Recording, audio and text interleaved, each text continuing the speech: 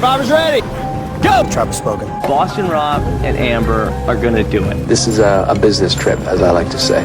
You, Brad Culpepper. I'm tired of you and the fucking chicken. You can call me the puppet master. They can be my little puppets. It's not like you're making a deal with the devil here. You get to milk your own milk, I guess. Who the hell voted for me? Chicken.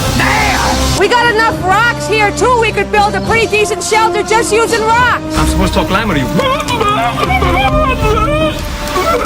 You understand that better? Direct from Hobart, it's time for the only Survivor podcast in Australia dedicated to Survivor, bringing you all the latest interviews, episodes, and opinions from the greatest reality show on the planet.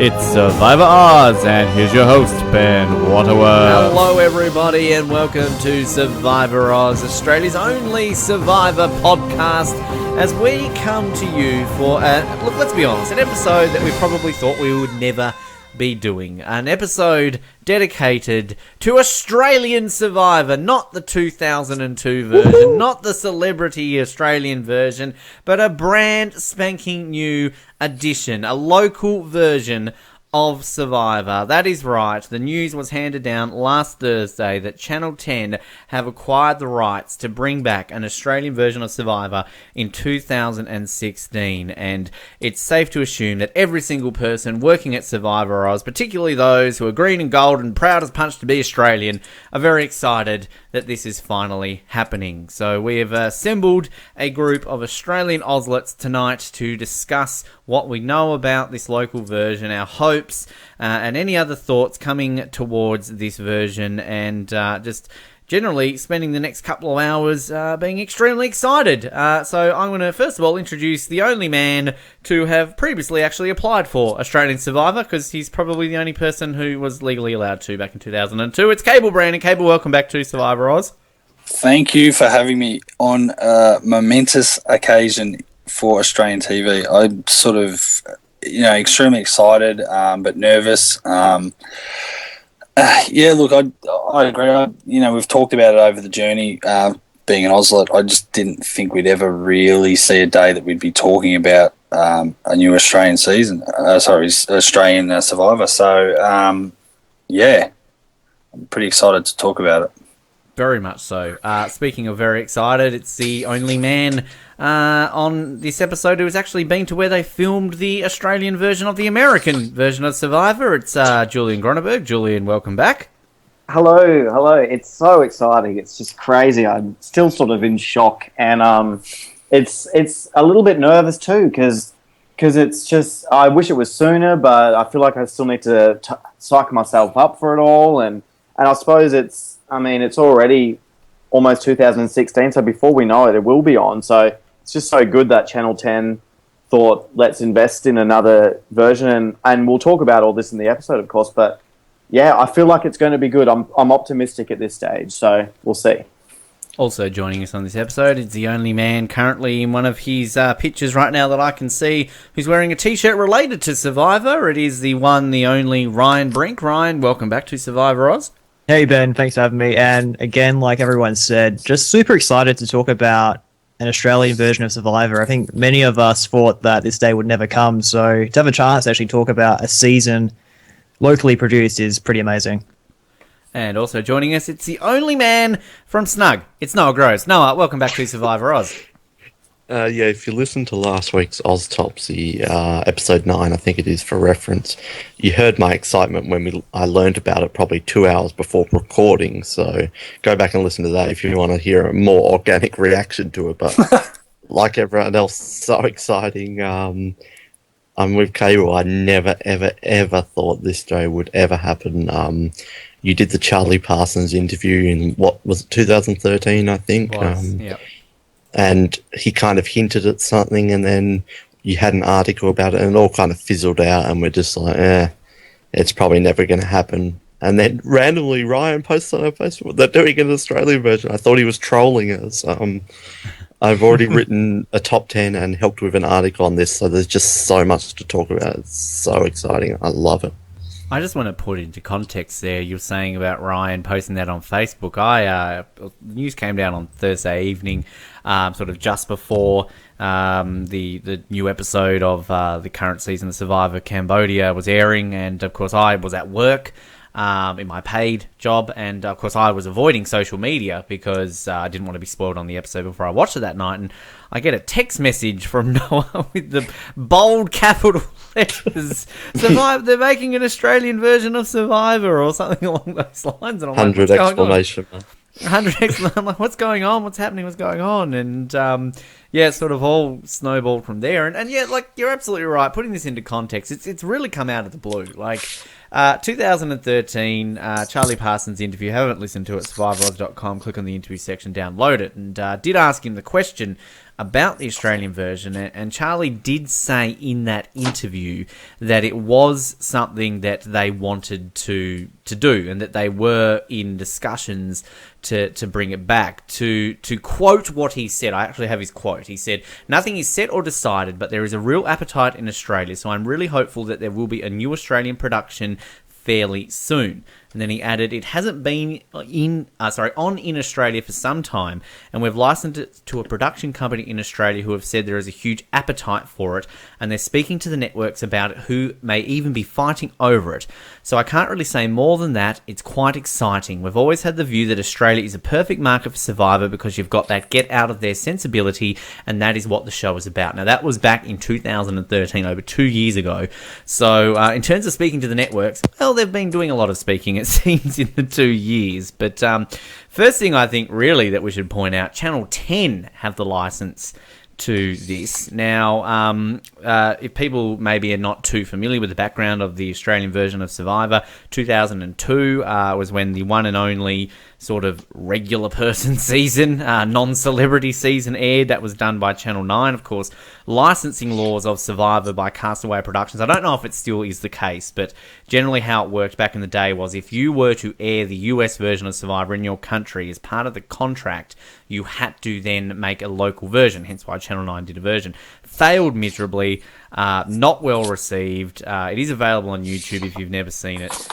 Then Channel 7 did a celebrity version. Was that 2006 they did that? Yeah. 2006? So they did that. I was just going to say, they found a loophole in the contract where they could do that because no celebrity American version had been done or something like that from memory. That was the way they got around beating sort of Channel 9 to do something, yeah. Right. Well, yeah, I mean, that was, I think, a little bit more well-received than the sort of non-celebrity version.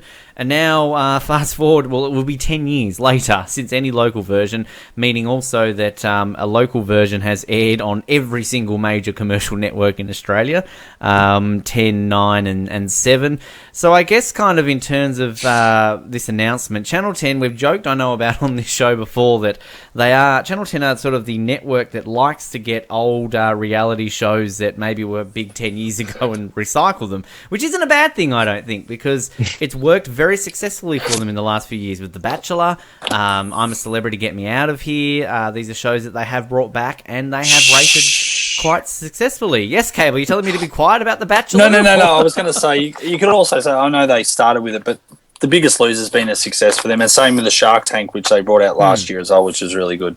Very true. And I mean, look, Channel 10 also, of course, was the home of Big Brother. I mean, Channel 10 really were the network in Australia, I feel, that popularised the local version of reality shows. I mean, you know, obviously 9 had Survivor, and they did the local version. 7 had The Mole, I guess, and, you know, they tried to bring through The Amazing Race sort of a lot later on when it was bigger. But I mean, Cable, Channel 10, I mean, I don't really know kind of what your thoughts are on them as a network in terms of their shows and their production values, but I mean, are you glad it's 10 that's picked this up, or disappointed that it's 10 who's gotten the local version?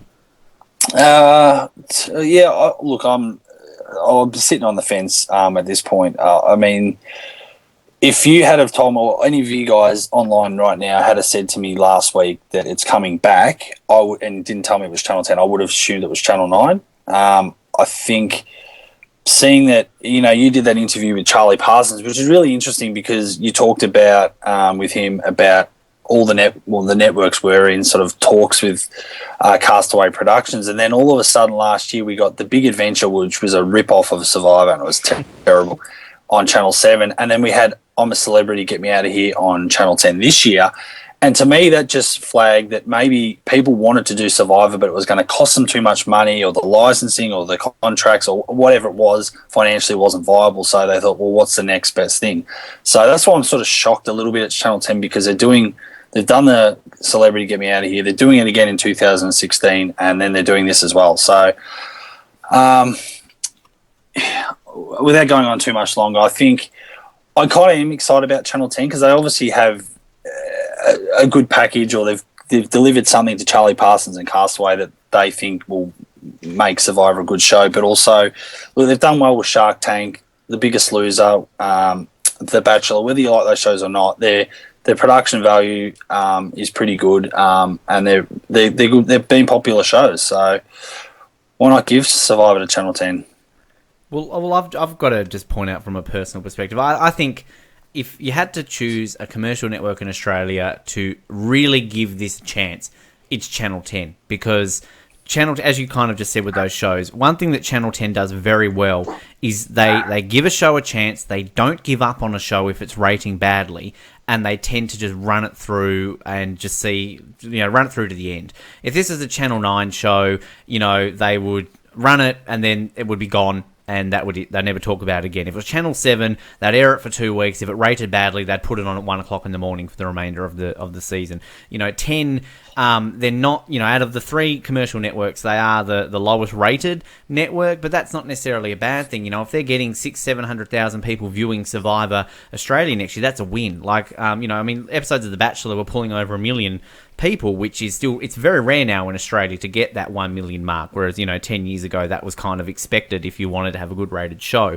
And the thing too that you look at, you mentioned I'm a Celebrity, Get Me Out of Here, highly rated show this year. It's been one of the biggest hits of 2015 on Australian television. They're bringing that back full force in 2016. They're doing after shows on it now on their multi-channels. They're really putting that through. The Bachelor, of course, has been a big success, so has The Bachelorette. So I really got a feeling that this, they're going to test the waters with this in the first season, and if this is a success, second season it's going to be back full frontal. It's going to have after shows, and it really has the potential, Channel 10, to give it some legs. And Channel 10, I think, are probably the best network out there in making the most of their multi-channels as well.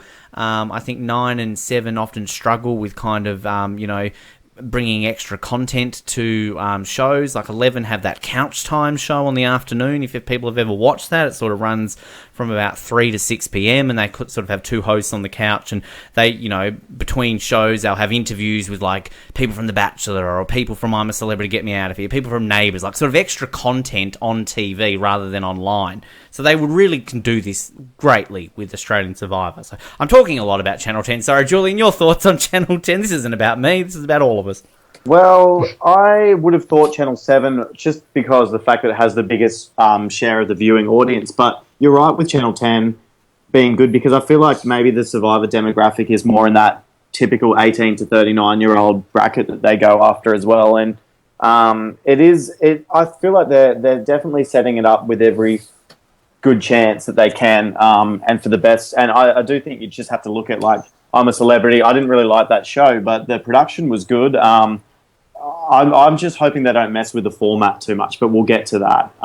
But in terms of like the production, I think it's going to be exactly like the US is what we've read in the media release, and I really think that's what it's going to be. So that's good, and I'm glad they're not doing it on the Great Australian Bight as well, because that's a shocking location, and it's got to be the tropics. So yeah, no more Whalers Way or whatever the hell it was called. Well, that's kind of camping. I can't. It's kind of ironic that the theme of that season was kind of like shipwrecks and all that, and that was probably a shipwreck of a TV show. Although having said that, it would have been a bit nostalgic. You've been waiting 14 years to tell that joke. To go to Whalers Way. It would have been very nostalgic, though, if they decided to film it like at Goshen Station, like on the Herbert River or something. That would have been cool, yeah. We'll get to anyway. Ryan, your take on Channel 10 having the rights? Yeah, I'm actually pretty excited that 10 have the rights. I guess going to what you were saying, Ben, 10 is known probably in Australia for doing reality TV really well. They had Big Brother for a long time, at least 8 seasons, where they did really well. And I like that their promotion of Survivor has been the first thing they've been promoting in their upfronts, which has been really big. So they have these adverts about what's going to be coming out next year, and Survivor's been the lead. So I'm really excited that they at least putting attention on it and potentially putting some really good resources into it as well. Well, it's great you mentioned that, because at the time of recording this, they've released kind of this 7-8 minute extended promo, and first cab off the rank, that's what they're advertising. And let's put that into context. Probably their biggest show that they've picked up the rights for in 2016 is the reboot of the X-Files, sort of the 6-part remake that they're doing of that, and they've put Australian Survivor ahead of the X-Files. So they're going out full frontal with this, which is fantastic. And in all the media reports last week of Channel 10 have released their upfronts, the talking point in all the articles that followed was Australian Survivor. So definitely. And Ryan, I know you're obviously a sports fan like me, and Cable, obviously you are too, but like, I don't know if you maybe agree with me with this, but I think Channel 10 is renowned as high production values when it comes to their sports broadcasting. And I think given that they're maybe the lesser of the 3 commercial networks, it kind of gives them, they focus more, I think, on production a lot more than attracting the ratings, which I guess gets them a little bit under notice, I guess. I don't know what I'm trying to say there. Yeah, I'd agree with that as well. I think that we even saw, I guess, from an Australian football perspective, when 10 lost the right to the AFL, there was a pretty big decline between what 10 had broadcast and what 7 were broadcasting. And I think 10 just is known as a channel that does put a lot of resources into it, and they are the lowest rating network in Australia. But like you said, I think that means that they'll actually commit to a show and they won't chop and change. So I'm feeling really confident that 10 has the rights, and I think they'll do a good job with it. Noah, Channel 10.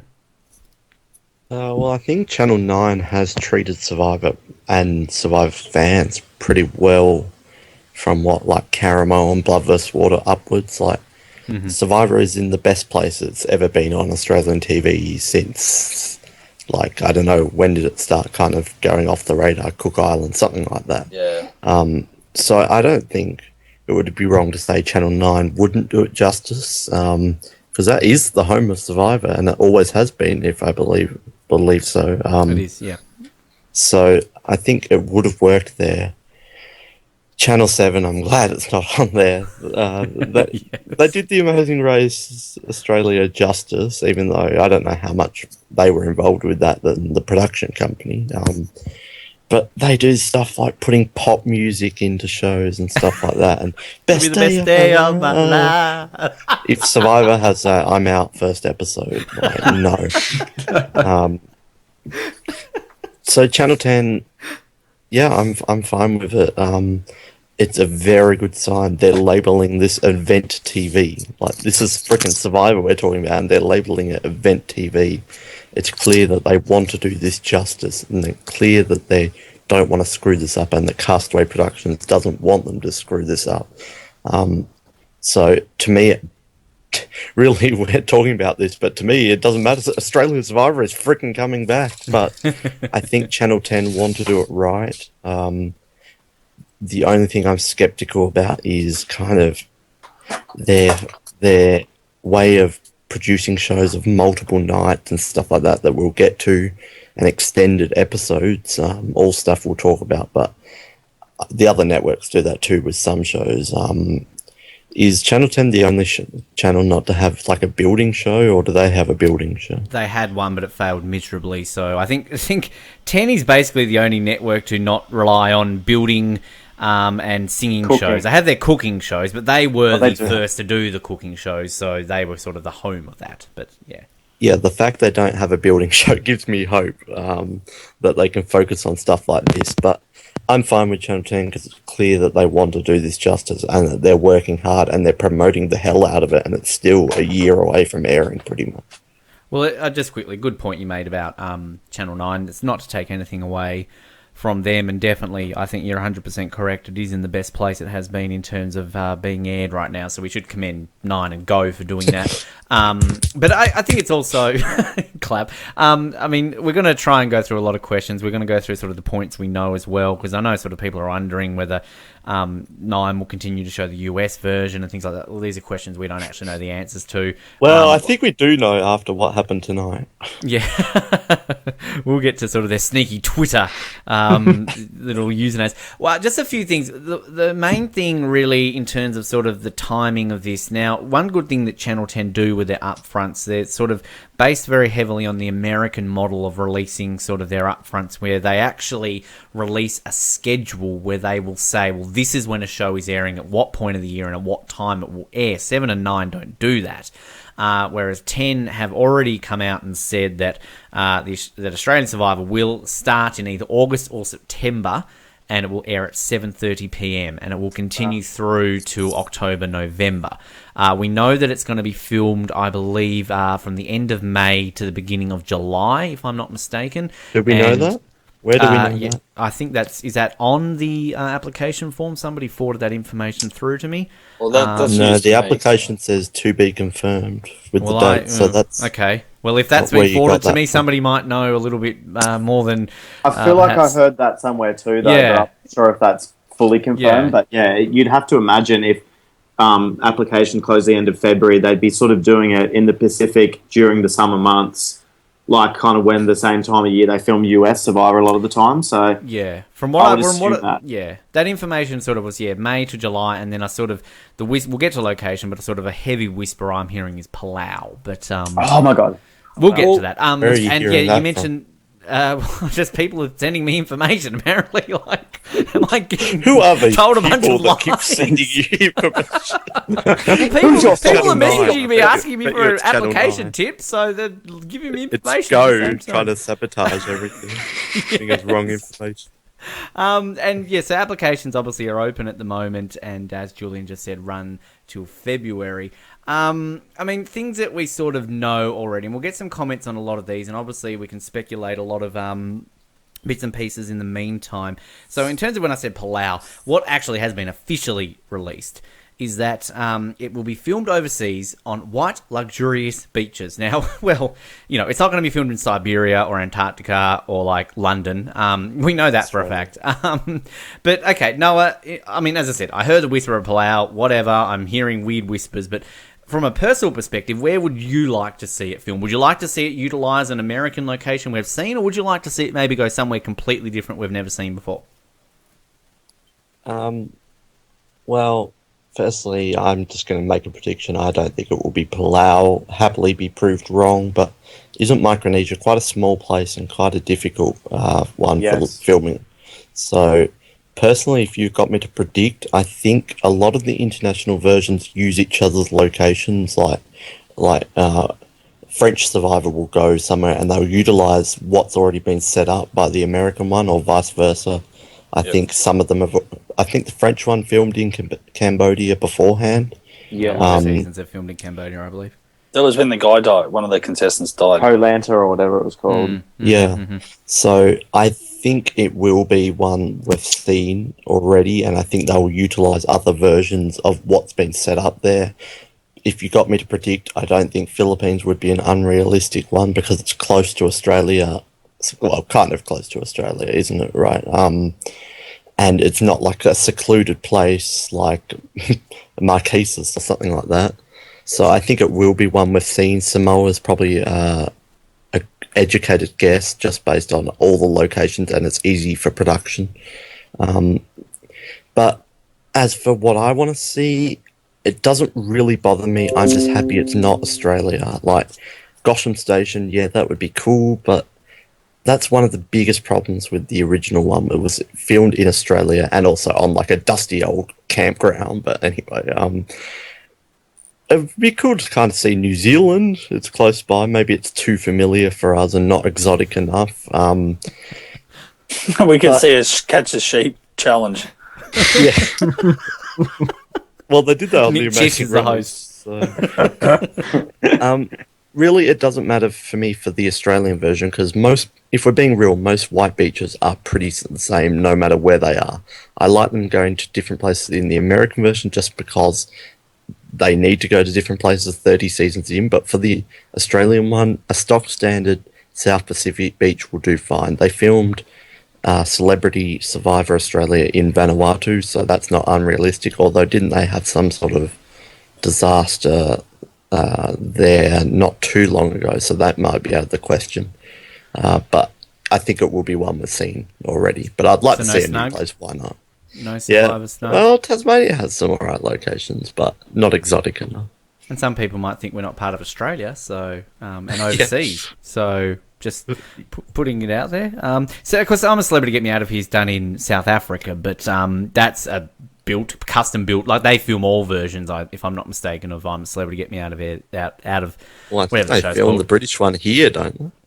Yeah, but they've done them in South Africa before, I believe, as well, have they? Probably. I don't know anything about it. I've never seen it in my life. But I know, you are right. They have done it in Australia before. Sorry, Julian. Well, yeah, all the UK versions. That's quite close to where I live, where they filmed the one here. It's just over the New South Wales, Queensland border in near Mount Warning. So, yeah. I think they hang out with Jordan and like Pete Andre and stuff like that. Yeah, I almost said it. You already did. But anyway, Cable. He's distracted me now. What was the question? Where would you like to see it located? To be totally honest, you know what? It doesn't faze me too much. I think I've seen enough of the scenery in the CBS version. You just want it to be a good location, but it's all about the players and having a good cast for me. So I was probably the one that probably planted a little bit of the Palau seed in your head because I'm pretty sure the background landscape picture they use on the application, I'm pretty sure that's Palau or Micronesia. So that doesn't mean that it's going to necessarily be there. But if that's what they're hinting at, then I would say I'd probably err on that side. But sort of similar to what Noah just said, I think we're very lucky when it comes to our location in Australia. We're fairly close to a lot of those islands. So there's probably a lot of options. We could go to the Cook Islands, we could go to Samoa, Fiji. We're not too far away, so could be any one of those ones. I'd like to see like Tonga, like where we nearly had an American version, I think I honestly believe it will be somewhere in the Pacific, like it will be a Samoa or a Fiji, or it's close to adventure film. Yeah, well, our biggest where was the big adventure filmed? That was filmed in Fiji. Fiji, okay. Well, and it's funny you say Tonga because when I was sort of doing a little bit of research on Wikipedia today, like just looking at other shows similar, there was a New Zealand sort of version / of Survivor called Treasure Island, and that was filmed in Tonga. I think the key thing to look at too is that a lot of these Pacific islands, the Australian dollar is the currency, and also some of the other islands, our dollar is worth quite a lot in these countries. So they'll utilise probably a lot of that. So New Zealand's probably not out of the question because our money. I don't think it's worth as much anymore in New Zealand as it once was. Anyway, Julian, anything to add?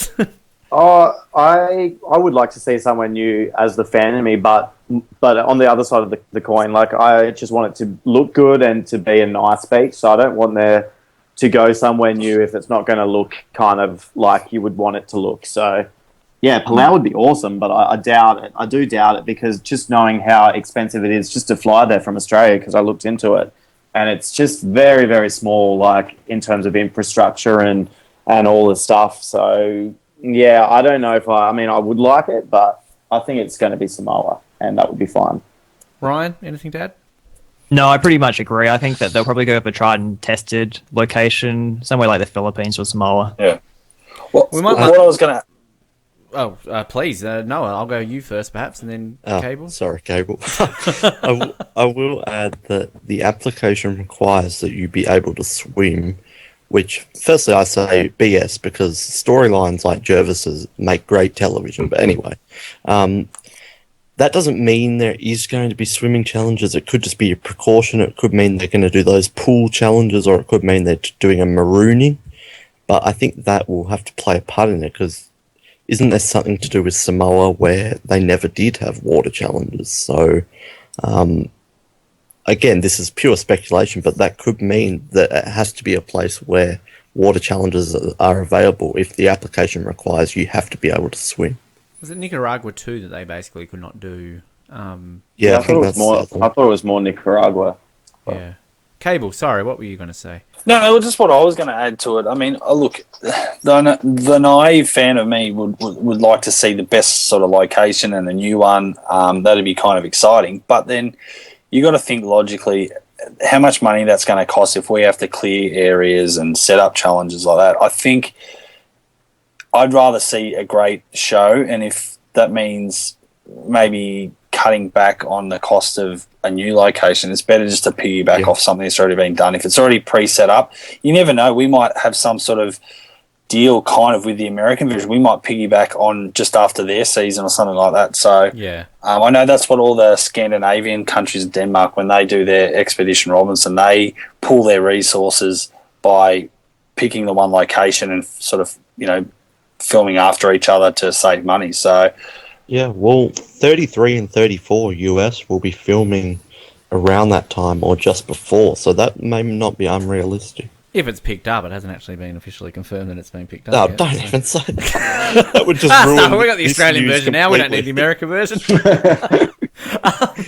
But yeah, I think in all seriousness, I think we're to the point now, and most people who watch this show will be fans anyway, that location, as much as we love the location, it's not as big a deal as it was maybe 10, 15 years ago, which, That's a season 2 thing they can worry about.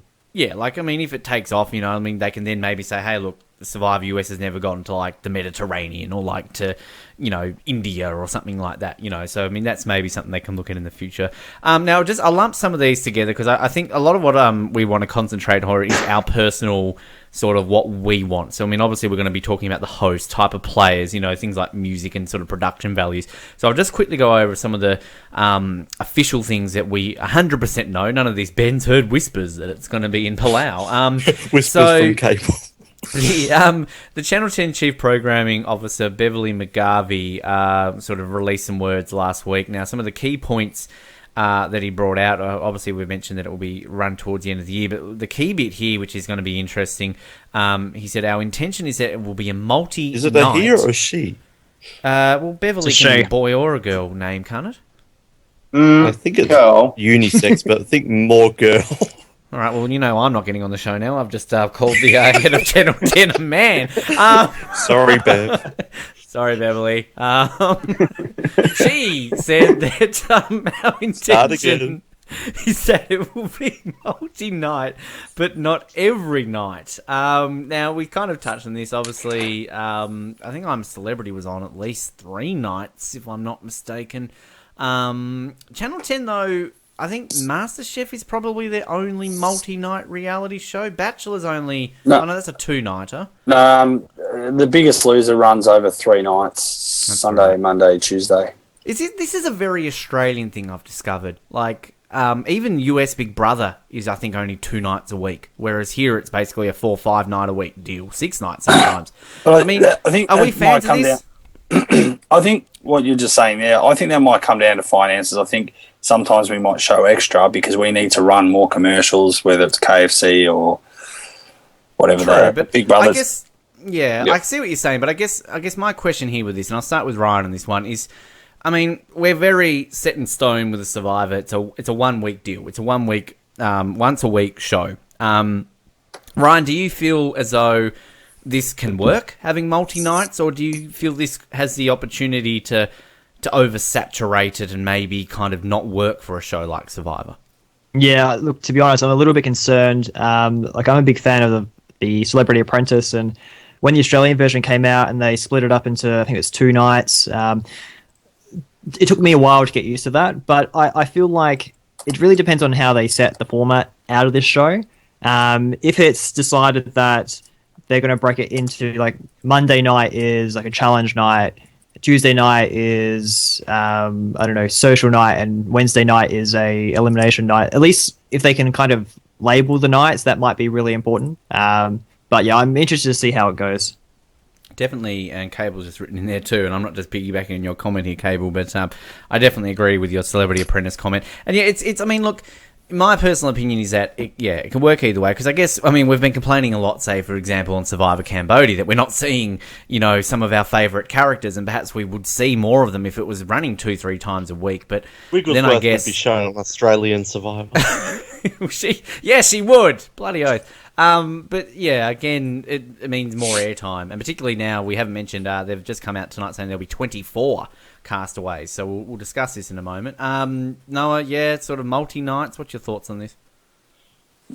Yeah, I'm kind of with Ryan. I'm very skeptical, but it could work. I think that's a key, as you said, label it. Like, my theory is maybe it will be 3 nights a week, and we'll have 39 episodes. So it will be day 1, day 2, day 3, and then next week will be day 4, day 5, day 6, and do a whole cycle in 1 week. But my big fear is typical Australian reality. The end of Monday night's episode will be drop your buffs, and then it will be like, tomorrow on Survivor, these castaways deal with having to drop the buffs and change tribes. Like, they're not going to do that, aren't they? They're going to do episode 1 will be half of a day in Survivor or something like that, and they'll end on cliffhangers and stuff like that, when really it should just be end on a night or something like that. I think part of what makes Survivor so special is I would kill for more episodes of the American Survivor, but do I really want more episodes? That's what makes it so special, the anticipation of the next one. And you only get an hour once a week, and it's just then you dissect that hour and watch it 2 or 3 times, and you really get into it. And the anxiousness of waiting for it. But then you did Big Brother Oz, and it was wasn't it 5 nights a week, 90-minute episodes or something? It's how can you keep up with that? I think if they said, all right, we're going to air it on Tuesdays and we're going to air it on Thursdays, and they'll air it on Thursdays because of Go airing it on Thursdays. Hour-long episodes, keep the same format. We're not going to change up. This episode's going to be this 1 week and this the other week. Episode 1's going to be a reward challenge or whatever. Episode 2's going to be the vote out. Keep it to the stock format and don't mess with it, and don't have 2-hour episodes, hour-and-a-half episodes. I think it could work because we get to see more of the players, and we get to see more of the strategy and the survival, and we get to know the 24 castaways. So it can work, is all I'm saying. It can work, but I'm very skeptical because part of what makes Survivor special is how tight the editing is. It's a good point, and sort of from our perspective of covering Big Brother, I mean, sort of Big Brother kind of is generally, Nine sort of had it as a 4-night deal plus a Sunday night episode, whereas 10 I think was a 5. 10 ran it 5 nights a week plus Sunday eviction, so it was 6 nights a week basically. We kind of had the 3 episodes a week, so we had our sort of eviction wrap up, our nominations one, and then just sort of a general episode as well. So yeah, it's as Beverly has said, it won't be every night, but as they have said, multi-night. But yeah, Cable, anything to add? I'm a bit worried about the multi-night. I actually wrote some notes down, and I sort of very similar to what Noah's just said. I just wrote down at work today when I was sort of fiddling around. I wrote down, while I sometimes crave more Survivor, I think it would be a huge mistake to push past 13 1-hour weekly episodes. I feel like any show that has tried to stretch the season out generally fails, as people are too busy to keep up with more than 1 episode a week. And then I actually wrote down best examples when the Celebrity Apprentice tried to have too many episodes per week. It's interesting to note, I'm pretty sure the UK version of Survivor, which struggled as well, they did multi-nights over there for their first season. I think they did 3 or 4 nights a week. And their theory was to actually better get to know the players at the start, but again, not enough people tuned in. I would be fascinated, and perhaps I know, Noah, you've watched some international versions, maybe some people listening to this would know if this is a thing that other countries have done, sort of multi-night Survivor, and if it's worked. I think South Africa did it a few times, and they've done 5 seasons. So. Yeah, but I don't know how much programming they may only have 5 original shows. Well, another key example, and I brought up sort of how Channel 7 would treat this, I guess, if they had it. Let's look at The Mole. Like when they brought The Mole back the other year. Yeah, I mean, The Mole failure. was a once-a-week show, but yeah, huge failure because they had it over 3-4 nights, didn't they? Yeah, I mean, they did one challenge in 90 minutes. I watched the opening 2 minutes of that because The Mole used to be my favourite reality show, and I gave up. And after 2 minutes, I couldn't imagine what it was like watching it. Cable, yeah, The Big Adventure as well.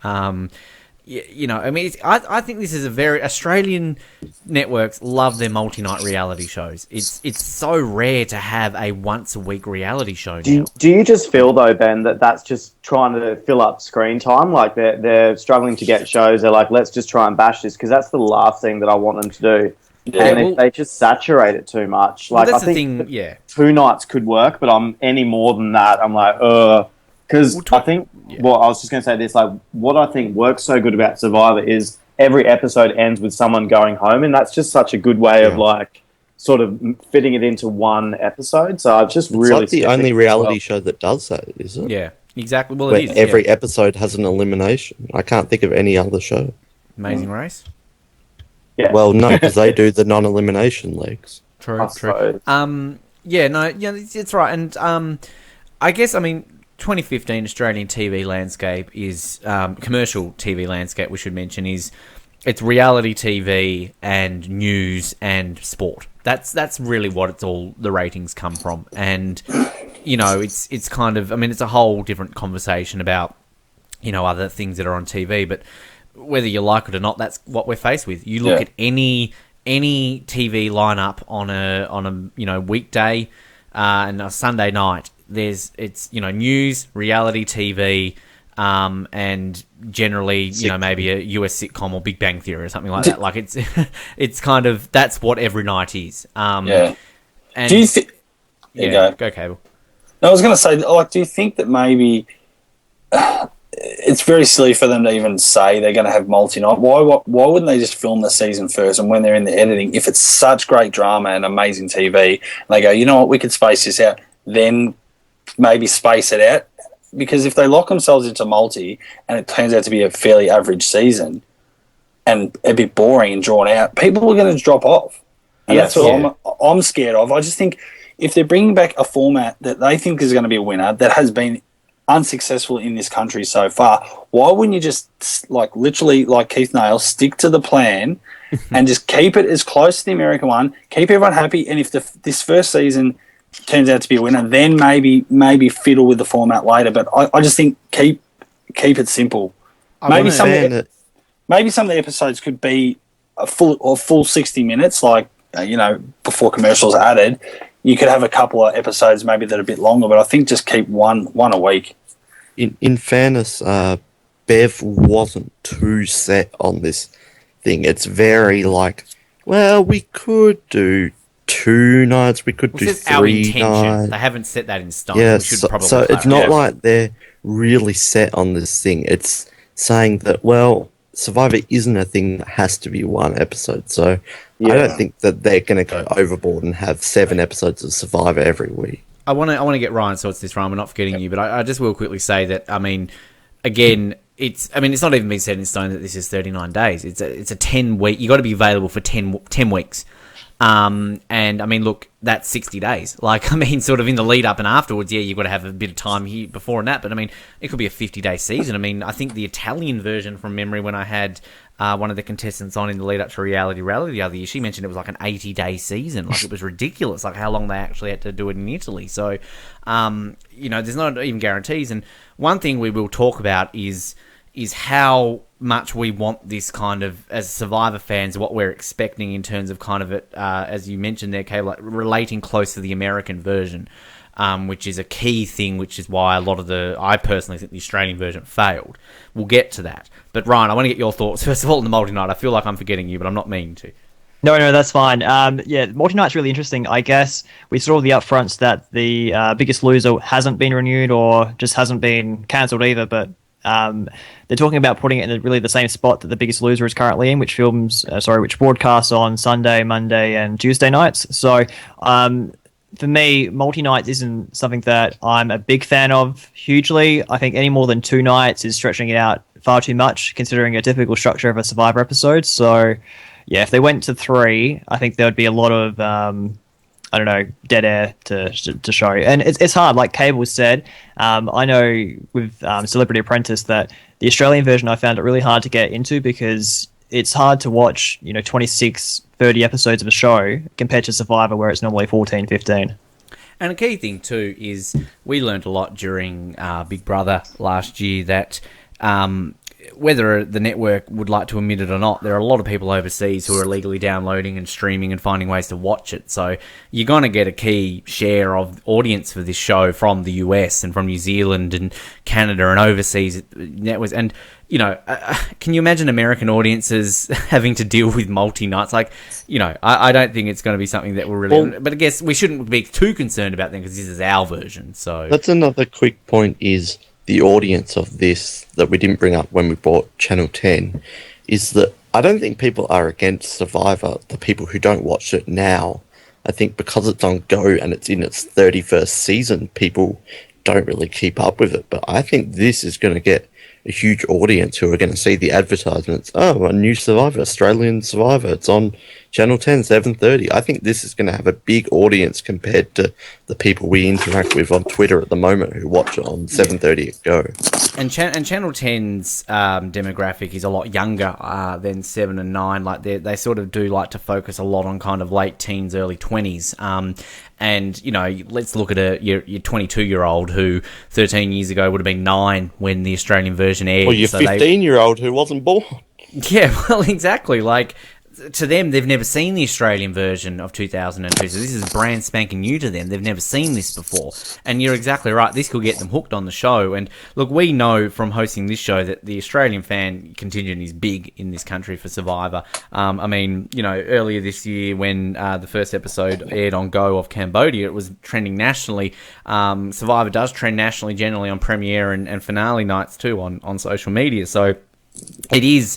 it still is a talked about show, and social media is definitely a key element in how this will do. And we sort of spoke a bit on off air about how this would be treated in the press and online agencies and kind of talkback radio and things like this. Like it's going to provide conversation out there, and water cooler conversation, I guess you could say. And look, I know from my personal perspective, my job outside of doing this is that I'm sort of the designated reality TV guy at my newspaper, and there's a couple of people who always come to me and tell, did you watch this last night? Did you watch that last night? And even if I don't watch the show, it's still conversation, like, because you sort of get the gist of what's happening. But you just say shows. Yes anyway?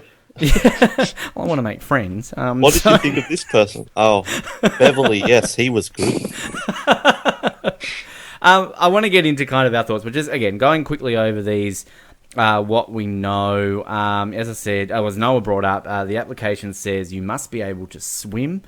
As I sort of mentioned, you've got to be free for a period of 10 weeks, which again doesn't necessarily say that it's 39 days that will air in terms of filming. So that's a question. Intended to follow similar production values of the US version, because obviously we sort of talked about, and we'll talk about very shortly, about wanting to do it justice to the franchise. I think all Australians feel that we've never had that sort of really done in this country for a local version. The production company behind this will be, I can never say this probably, Endemol Shine. And that's like you get at the chemist. Yeah, they've of course been behind big shows in this country such as Big Brother, The Voice, Biggest Loser, and Shark Tank. You've got to be over 18 years to compete, an Australian citizen. Applications close 10th of February, so you've still got quite some time if you want to apply there. A little under 3 months. Sorry. And I guess one key thing that a lot of people are debating is the host, which I guess we'll talk about probably separately. Rove McManus has been pointed out there as a strong front runner, but you've got to look at other Channel 10 personalities, which maybe we'll get to. We'll get to the host. We'll talk about that separately. I feel that's going to be an interesting debate in itself. But just personal thoughts of what we would like to see. Now, I, for one, personally am, I want to see the music. I want to see them get the licenses to sort of Russ Landau, Dave Vandercourt, that real Survivor music. This was a big thing I think that was missing from the Australian version. It works in this country. We know they have done it before. They have the music for The Amazing Race, which sells it really well. Big Brother, when they had Australian Idol. I don't know if the X Factor and bloody The Voice have their own themes or not, but Yeah, I this is a huge thing for me. Now, in the upfronts, with the Survivor ad, they kind of have a brief little snippet of the like bit before and after it. So, I mean, that's just really the main one. I'd like it to obviously be really structured similar to the American version, sort of that tight production value that we're used to, and sort of just really done with contestants that I guess are really kind of out there to play the game. And, a big criticism of our local version was it was a bit bland. Like, they all wanted to be friends, and you really knew who the winner was in episode 1. I mean, the Herald Sun called the winner a week before it even aired on TV. So, yeah, that's just briefly from my personal perspective. I'll start with Julian this time.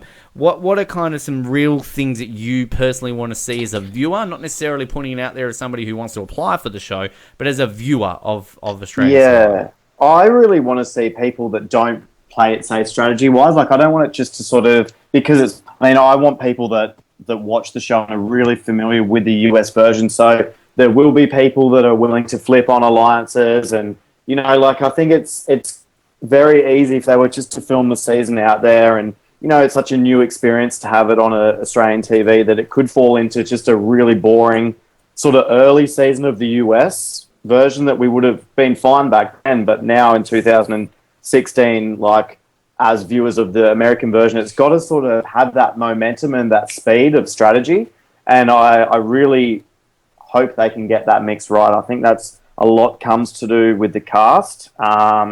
I do want there to be a mix of every sort of day people as well, but let's be honest, you can't have too many oldies like the first one, because that is not going to hold your attention as much. I think you need to have a mainly younger cast with a few older people in the mix as well. So I don't know, there's heaps of stuff. I just basically want a good quality. I want good challenges. I want I want a good host. I want it all, Ben. I want it all. I definitely am there with the casting. I feel that...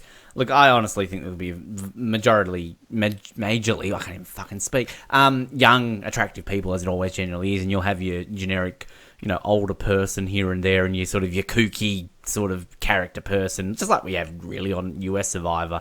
And in terms of diversity, look, it's always a fine line of kind of putting a real diverse cast, and, even if we sort of get out of the 24, a quarter of them are, of a different race and origin besides Caucasian, there still be then people complaining that, you've only got 6 and you've got 18, Caucasians. Like, it's never going to be a perfect sort of thing that will appeal to everybody, unless it is 100% 50-50, which would be great, I guess. So it all depends on the casting process. But anyway, Ryan, your thoughts? Yeah, I agree about casting. It's so important. I know one of the big issues with The Big Adventure, let alone its really poor structure, was the casting. It was so just generic, just survivalist, it just didn't have anyone who was entertaining to watch on the show. So I'm really hoping that the casting for Survivor Australia is very diverse, and we have people who know the game. I think the big problem that we could face, like Julian said, is that we have a lot of people who will apply to be on the show because it's a reality TV show, but they haven't seen the show, and that's going to really impact on the structure of the strategy in the game. Like, I know watching the upfront, it gives me a little bit of confidence because they had 8 keywords which I wrote down, which were alliances, blindside, heroes, villains, loyalty, treachery, twists, and bombshells. So if these are the things that they're advertising, I hope that they are casting towards what those 8 mantras are, and we do have a diverse, knowledgeable cast. Noah? Yeah, I'm not asking for too much. Well, obviously, there's so many things I want to see, but all I want to see is it faithful to the original, or to the American version, at least, the one we all know and love. Just don't stray so far like the Australian version did.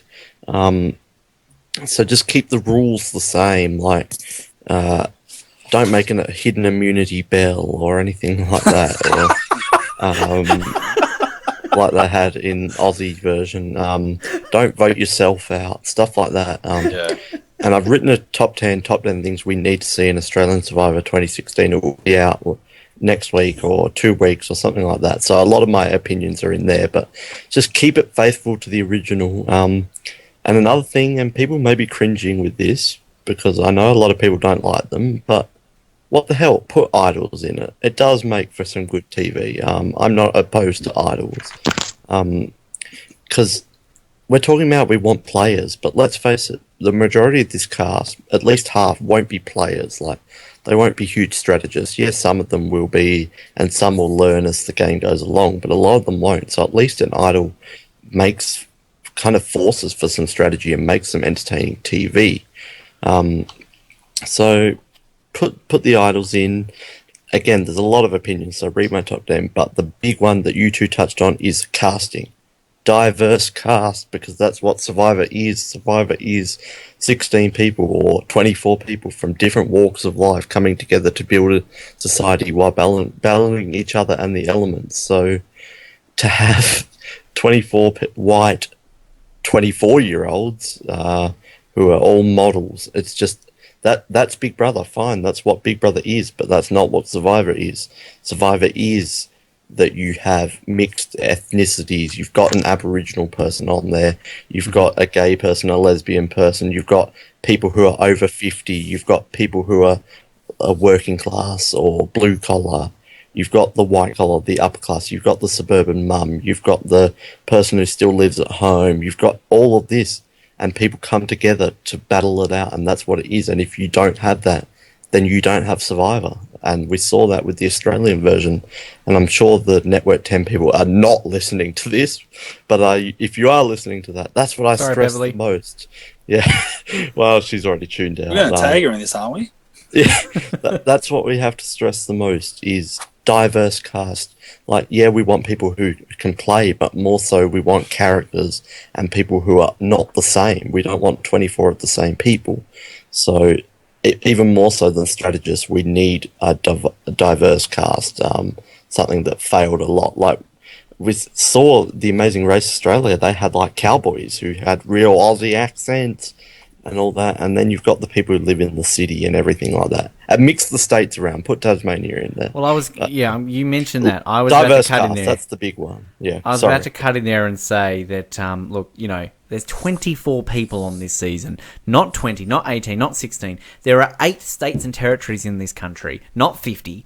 Generally the majority of people are always from New South Wales, Victoria and Queensland. Fair enough, that's where the population live. Even if you have 18 people from those 3 states, have Tasmanians, have people from the Northern Territory, have people from Canberra.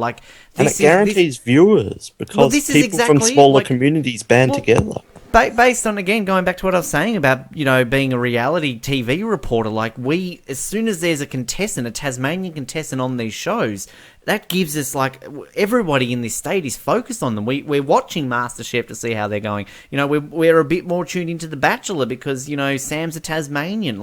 We're very parochial in this state. And I know people from South Australia are very much like that. Western Australia, kind of these states Queensland that kind too. of... Queensland, yes. I'm not meaning to forget you, Julian, but in terms of kind of just...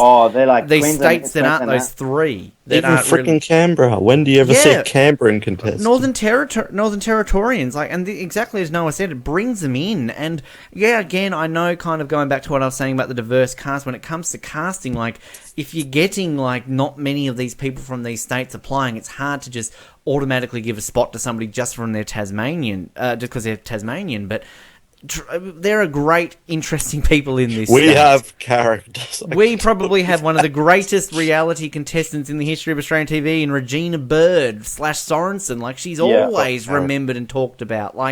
We have unique people. Come to Tasmania. Yeah, go for it. So that again, I should really put that out with the music. That definitely is, try and cover every part of this great 8 nation people of ours. from Melbourne is enough. Yeah, we get it. Melbourne, woohoo, no offense, Cable, but come on. or if you're having Melbourne, then have regional Victoria too. Don't have 8 Ballarat. inner city Melbourneian. Geelong. Go, Cable. I just have to go all the way back to the start of Noah's rant. Sorry. No, the hidden Liberty Bell immunity bell. Can you imagine that being in your pocket, just ringing the whole time? No, they'll have a hidden kangaroo pouch.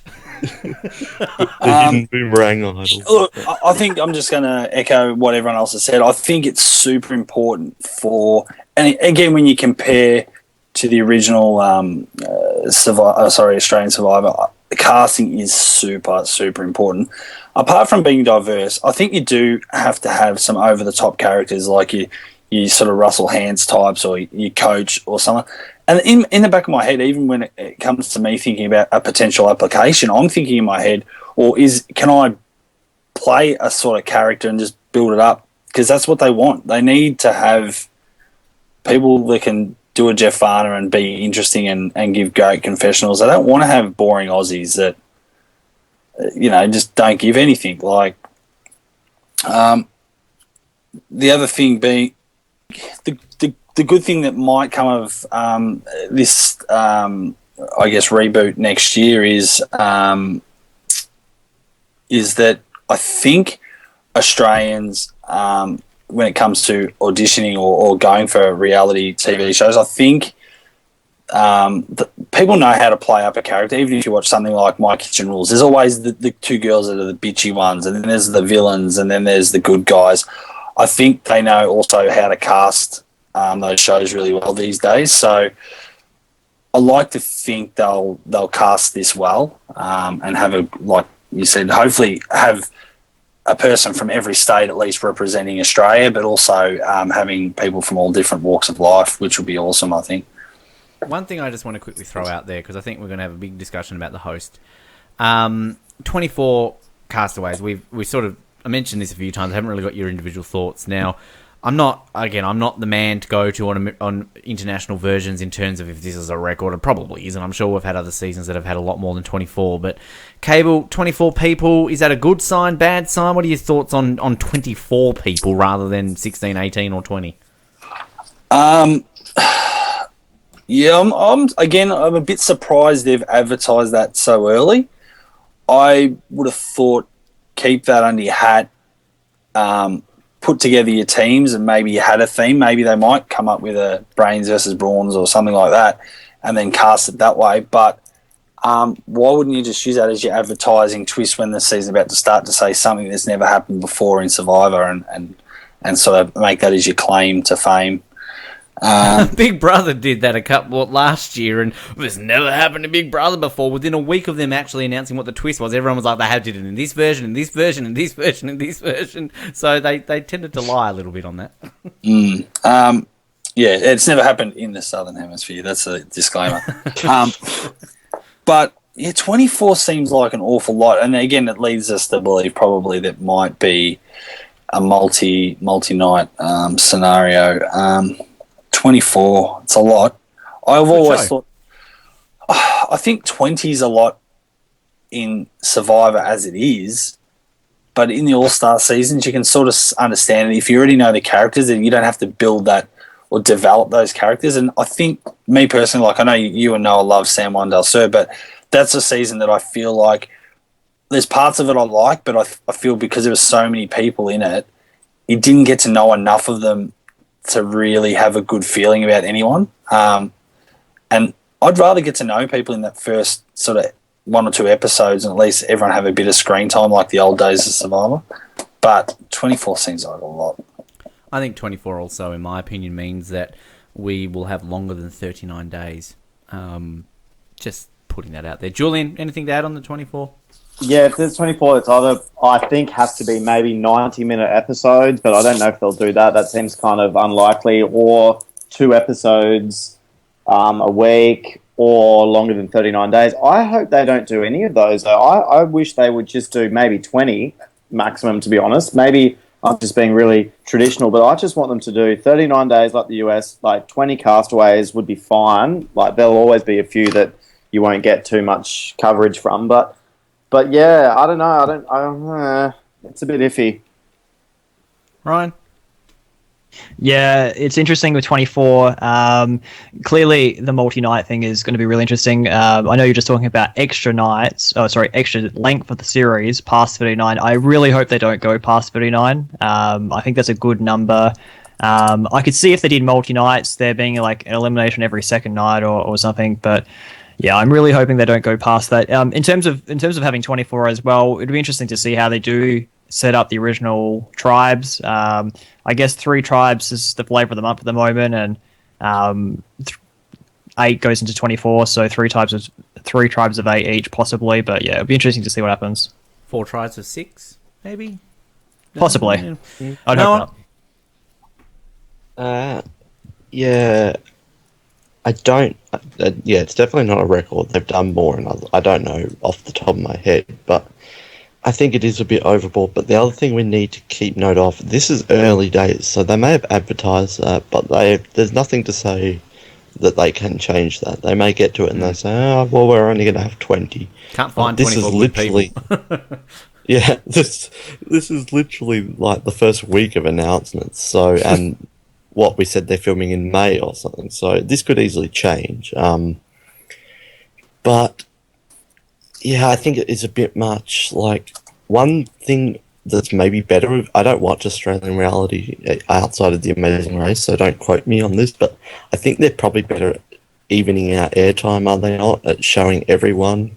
Like, the American version will neglect like a good 5 people in the cast, so maybe at least we'll get to see everyone. But seriously, those first few weeks, we are not going to get to know all these people.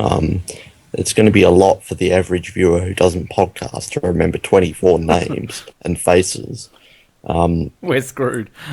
And, it's set up for a typical Australian reality of this week, it's triple elimination and stuff like that. Noel raises a really good point.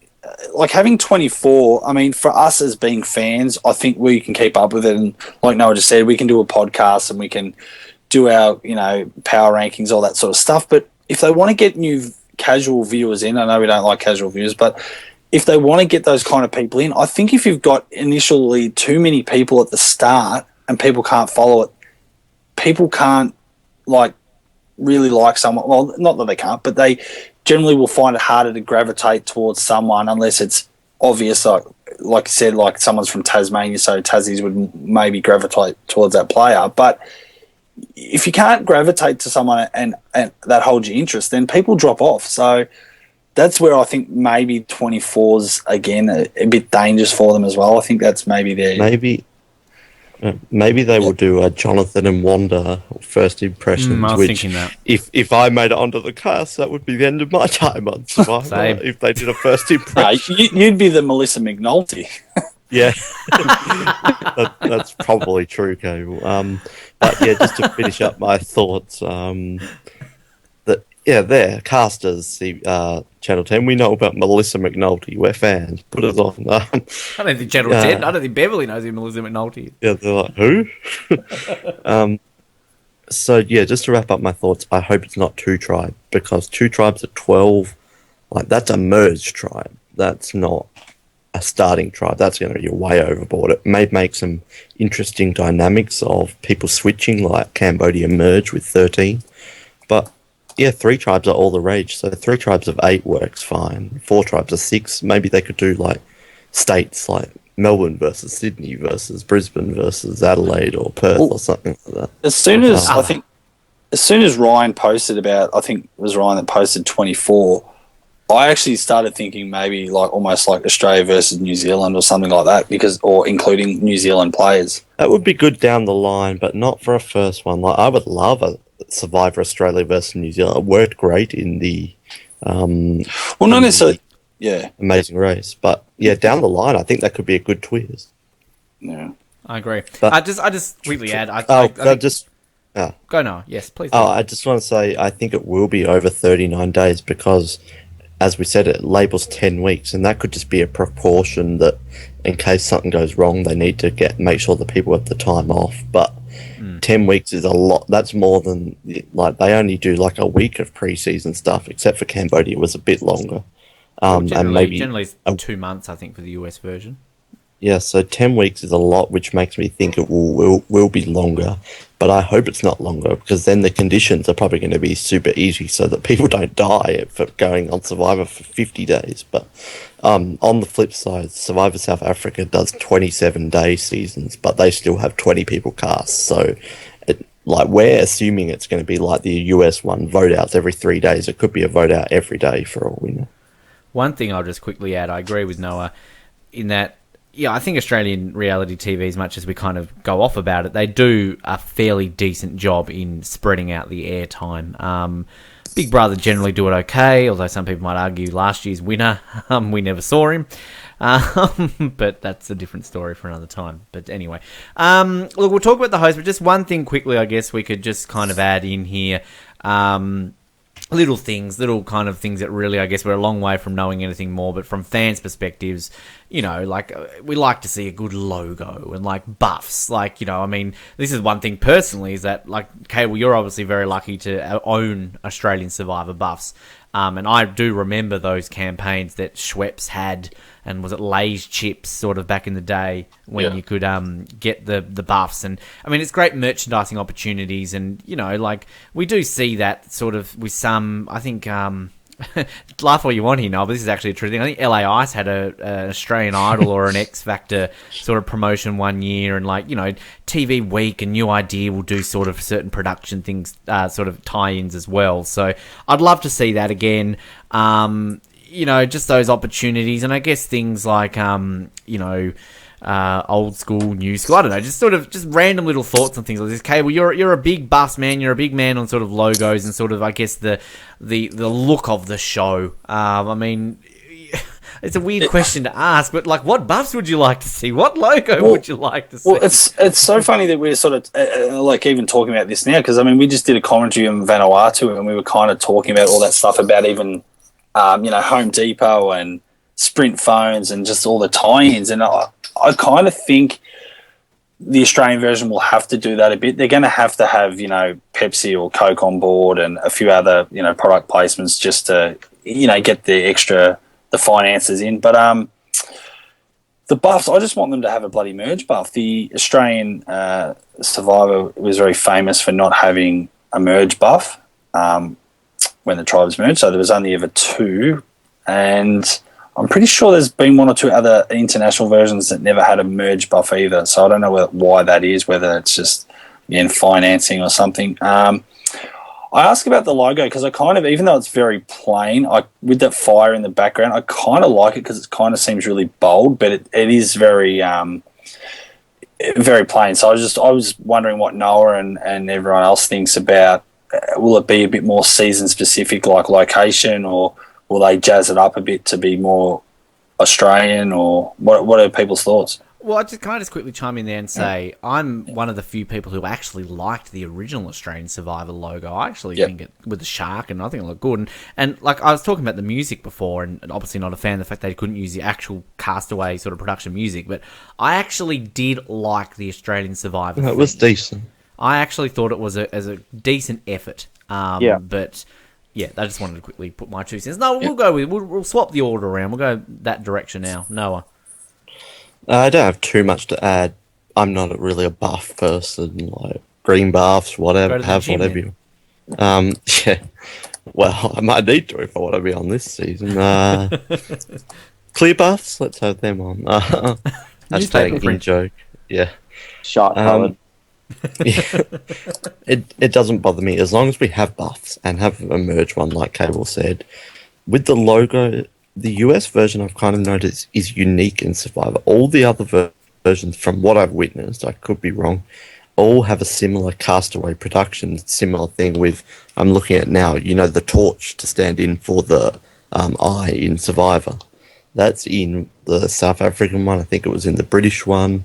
I'm pretty sure, and again, don't quote me, but I'm pretty sure Outwit, Outlast, Outplay is an American slogan. I don't think that's even a Survivor Mark thing. Burnett thing, from what I... Yeah. So the American one stands on its own to all the international ones, where Castaway Productions really gets into the other ones, while the American one is very unique in its logos and its catchphrase or slogan. Did the Australian one have a slogan? I don't think they even have one, did they? No, they didn't. They got bagged for it because in the UK their slogan was "Trust No One," and then a lot of decent one. And I think a lot of people, Aussie fans, maybe again the casuals or whatever, they saw the logo, but then they couldn't identify with the missing Outwit, Outplay, and whatever, because that was licensed by obviously CBS. So Australia decided not to have a slogan, and people were not happy with that. Well, I think if we can't have outwit, outplay, outlast, then don't have one. But trust no one, that's decent, but you don't really need a slogan. So yeah, not too much to add on the buffs and that. I just hope it's a hidden an immunity idol, not Bell, because that was ridiculous. And I hope the rules are kept the same and there's no outrageous twists, and that we've got tribe flags and the production value is similar to the Australian one. And if they get all that, then I'm fine at the aesthetic stuff. And a good tribal council as well that doesn't look shit. Which the Australian one had a decent tribal council, that boat. Could have out bogan, out drink, and out mate. Yeah, I'm interested to see if we get a proper logo outside what we've got though. That's a good point you make, actually. Sort of, yeah. And the name, do you think we will have it? My fear is if we get renewed for a second season, we're not going to have a name. It's just going to be Australian Survivor 2017. Like, that's going to kill me if we don't have a proper... Survivor Oz will have to come up with the names. I would like them to sort of have Australian Survivor Palau, or like... Yeah, they won't for the first one, but I hope they do for the second one. Do you think they can I agree just that, but call like it would be hard though to kind of distinguish it. If they're just going to call it Australian Survivor, then I mean Channel 9 version was still Australian Survivor, so we're always going to be then comparing like Australian Survivor Channel 9 and Australian Survivor. I don't think they will name it different ones, but they should though.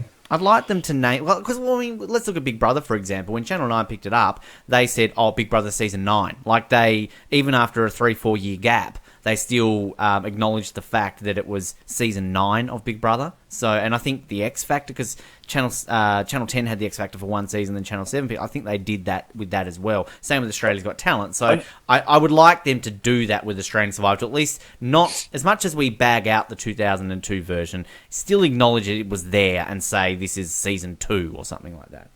But having said that, I know what you're saying, Ben, with the extension of Big Brother, but that was exactly the same production company that ran both Big Brothers. So the only thing that changed was the network that showed it. True. So that's probably Fremantle Media did the Australian version. Yeah, and a lot of the same people, obviously Mike Goldman and a lot of the production were exactly the same. I mean, the people. Australian Survivor, was that Fremantle Media as well? Or was it Endemol? Did they do the Australian version? Well, I guess you could make the case for Castaway Productions, technically. Yeah.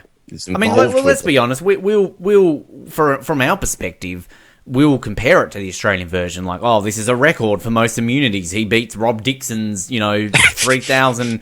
Like, laugh at that. He's But I mean, also stabbed his wife.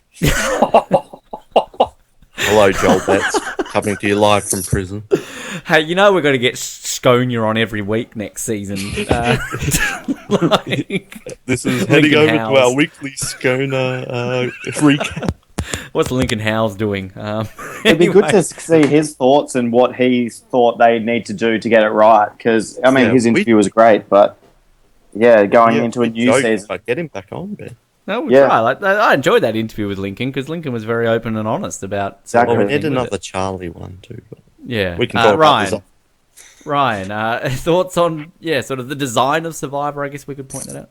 Yeah, I'm not huge into different color buffs and the logos, so for me, it's not a huge deal. I guess as long as it's probably replicating a little bit of what the US version does, I'll be pretty happy. Julian, anything to add? I would like them to do the Ponderosa videos and all that sort of stuff still. Yes. That would be good. I hope they really do a big social media campaign and sort of get people invested in it. I think they will if they're going to front run it as one of their major shows. Stuff. Yeah, all this stuff. I hope they hype it up and I think they will. But I also want a full intro again. If they can, but only if they have a good soundtrack. So I do want the original Survivor Ancient Voices soundtrack. So hopefully they can get that and do a new remix as well. That would be good. Just want to point it out there from our personal perspective, covering the show. We're going to go full-fledged with this. We're going to cover it as much as we do the US version. And more. And we personally, from my perspective as a host of this show, I will be doing everything in my personal powers to ensure we can get things like exit interviews and things like that. So, hello, watch Beverly. this space. Beverly, you're a beautiful lady. You're great. You're fantastic. But I guess the one last thing that we will discuss is obviously a lot of people question this, and can I just point out that I've been tagged in a conversation on Twitter from like 4 people who have been conversing about this for 5 days now. Guys, please untag me. About the hosts. The host of Survivor Australian Survivor is probably as most talked about as things we've done this throughout this episode, and we're probably saving this for last because what makes American Survivor what it is, a huge deal part of what it is the fact that Jeff Probst has been there from day one. He's hosted all 31 seasons, and we've discussed a lot of this, that it would not be the same without Jeff. What are your thoughts on this? Sort of putting it out there that Rove is a strong possibility. Obviously, Rove is a huge Survivor fan, personally endorsed by Jeff Probst. He's known as a Channel 10 personality. My counter to that argument would be that he has just signed a big, huge contract in terms of being the voice of a major breakfast radio show in Sydney. Of course, contracts don't necessarily always lock you in completely for these things, but if you sort of spread the net wide in terms of Channel 10 personalities, Grant Denyer is probably the face of Channel 10, obviously very much a Family Feud host out there. Dr. Chris Brown is obviously a host of I'm a Celebrity, Get Me Out of Here with Julia Morris. Other one that I'm sort of putting out there a little bit, which I don't know how many people are too familiar with here, Matt White. Of course, he did used to host Today Tonight, and he's more of a sort of a sports reporter. But I like Matt. He's a bit personable. He's out there. He's a little bit sort of, I could see him hosting, being a Survivor host, and really kind of being on the ball like you sort of need to be out there. You can look at people like, Oscar Guns. What's his name? Andrew G. Whatever his name is now, the host of The Bachelor. Get him and his James Matheson. Yeah, get them both. And we shouldn't just, keep this male only. Obviously, Channel 10 female personalities. Chrissy Swan's obviously a big Channel 10 name. Carrie Bickmore. Gretel Colleen. I don't want this to come off as sexist because it's not sexist, but I think Survivor is a show that's hosted by a male, and it's like that all over the world. And it's not to say that females can't do that. And I hope people don't take this the wrong way because it's not intended that. But I agree with that because it's just Big kind of Brother. Big traditions. Brother's a female-hosted show. Like I couldn't see a male hosting Big Brother, for example. Yeah, it's just a tradition. Like there may be a female Survivor host around the world, but I don't think there is. So. Just want to throw it out there. We're all thinking it. It's the one that everybody's been saying it to out there. The perfect host for Australian Survivor, Grant Bowler. Your team number one. You voted. You're the sole survivor. Oh, and also Beverly, I can be available as a host. I'll send you my resume if you want to see it. Noah, who would you like to be the host of Australian Survivor? Well, I think the question should be who do I not want to be the host, which I'm going to make a lot of enemies with my opinions on that. But Grant Bowler, as much as we joke about it, would be perfect because the one thing that Survivor needs is an authority figure. And so many of these people that have been listed are not authority figures. You need someone who's going to command the narrating of the challenges, which I know people hate. And you need someone who will tell the contestants to go F themselves. Because that's why Jeff Probst has been a host for 31 seasons. He is an authority figure over these players. And Lincoln, he tried his best. His interview's great. He's a nice guy. He's not an authority figure. And you need someone who can ask the hard-hitting questions for a 2-hour tribal council, which I like the host of the South African one. He does a very good job. But the problem with international versions is their tribal councils. They're like, so, how did you like what happened at the camp today? Like, the questions are never hard-hitting at all, and that really makes the tribal councils lacking. So I think Grant Bowler is an authority figure, but he would have to really get into... sorry, I'm just laughing at something in the comments. Grant Bowler is an authority figure who would really have to get into questioning people, though. I don't want to go on too long, but let me just say, Rove McManus, I'm sorry I'm going to make enemies. No. we talked about this in our listener questions episode. I think it was that one. Yeah, He's a great host for the thing that he does, but he's not a Survivor host. He's not an authority figure. And people are saying, oh, he's a fan. Don't cast a fan for Survivor. Like, I don't know how that comes off, but you need someone who'll do the job rather than someone who likes Cagayan as their favourite season or something. Yes, they should know the show inside out and they should do their homework, but you don't need to cast a fan. And can I just say, Hamish Blake, that people have been suggesting, I will not watch the season, and that's not a joke. If Hamish Blake is the host of Survivor Australia, I will not watch the season. It can't be funny. Yeah, the host can't be sort of like a comedy sort of dude, I don't reckon. Yeah. Like, and people are saying that because he's a fan, but... Yeah, no, that shouldn't really matter. And I completely agree with you on Rove. Like, Andy I think Lee would be better than Hamish if you were to choose from the two of them. I don't want Yeah, either of them as a host. The reason Andy why would be better Jeff than Hamish at Survivor. Probst's humour works so well when Jeff Probst has a funny moment is because he's the straight man, and that's why his funny he's got the moments are deadpan hilarious. sort of, yeah. Like, Yeah. Jeff doesn't try and be funny, but he's just... You need a good journalist. Like, you need someone who really knows how to ask questions and call people shit. Like, in a really... Julian, I will take the job. Yeah, well, Ben, there you go. But yeah, Hamish Blake, not joking, I am out. I will not watch that show at all. And Grant Denyer, or Mini Denyer, as I call him. I think everyone calls him that. Yeah, I'm probably out on that too because he's not an authority figure. But something makes me think he probably won't do it because it means you have to be out of the spotlight for 10 weeks. And if he's the face of Channel 10, they would have to do a lot of backlogging of the Family Feud for them to do that. So I don't know. I don't have many good suggestions outside of Grant Bowler. I think an unknown would be great, but we know it's not going to be an unknown for this big comeback. But I think it would be good, though. You don't need a well-known person. Get someone from Rock and Roll Jeopardy. Look, in all honesty, Lincoln Howes, say what you will about him, but it's exactly what Channel 9 tried to do. They tried to do what they did with Jeff Probst and get somebody who wasn't exactly a household name and make them into one. And they have the potential to do this. And I don't think... Yeah, I agree with you. I don't think they will. But, I mean, Channel 10 kind of have a very diverse cast of personalities that a lot of people aren't overly familiar with. And look, it might not necessarily be a Channel 10 personality. I mean, again, contracts, people switch networks all the time.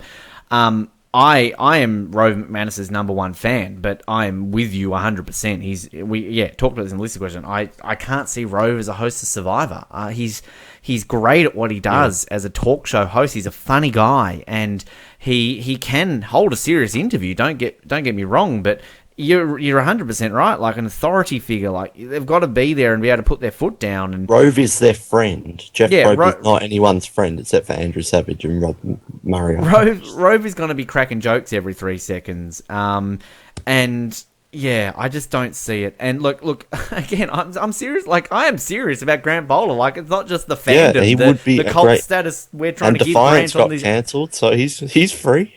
Like in all seriousness, like call it what you will, but Grant is perfect.